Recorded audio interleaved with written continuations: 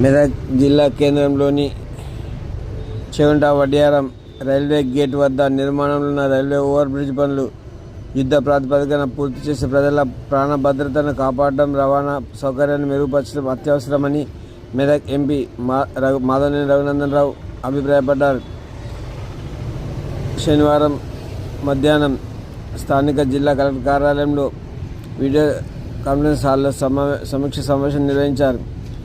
ప్రస్తుతం రైల్వే పెండింగ్లో ఉండడం వల్ల ప్రతిసారి వందలాది వాహనాలు రెండు వైపులా నిలిచిపోవడంతో అంబులెన్స్, అత్యవసర సేవల వాహనాలు తీవ్ర అంతరాయం ఎదుర్కొంటున్నారన్నారు.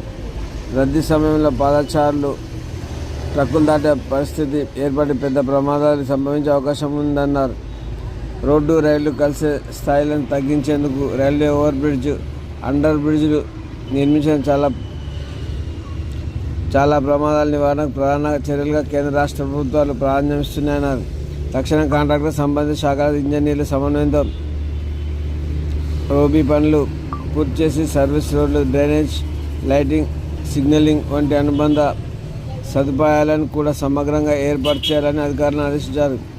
రైల్వే శాఖ, ఆర్ఎండ్బి శాఖ, ఇతర శాఖల అధికారులందరూ సమన్వయంతో రైల్వే ఓవర్ బ్రిడ్జ్ పనులు వేగవంతం చేయాలని, రాబోయే రోజుల్లో ఈ మార్గంలో జీరో యాక్సిడెంట్ జోన్ లక్ష్యంగా చర్యలు చేపట్టాలని అధికారులకు సూచించారు. జిల్లా కలెక్టర్ రాహుల్ రాజు మాట్లాడుతూ అధికారుల సమన్వయంతో రైల్వే ఓవర్ బ్రిడ్జ్ పనులు పూర్తి చేసి రవాణా శాఖ అందుబాటులో తేవాలని అధికారులను ఆదేశించారు. ఈ కార్యక్రమంలో రైల్వే అధికారులు, శాఖల जिलाधिकारी तथा पाल्गొన్నారు. इसका सर क्या है, टोटल हमारा अभी 48.77 करोड़ का सर है एजेंसी का बिल्कुल स्पीड का ऑलरेडी येलो इशू हो गया, हम लोग को स्टार्ट कर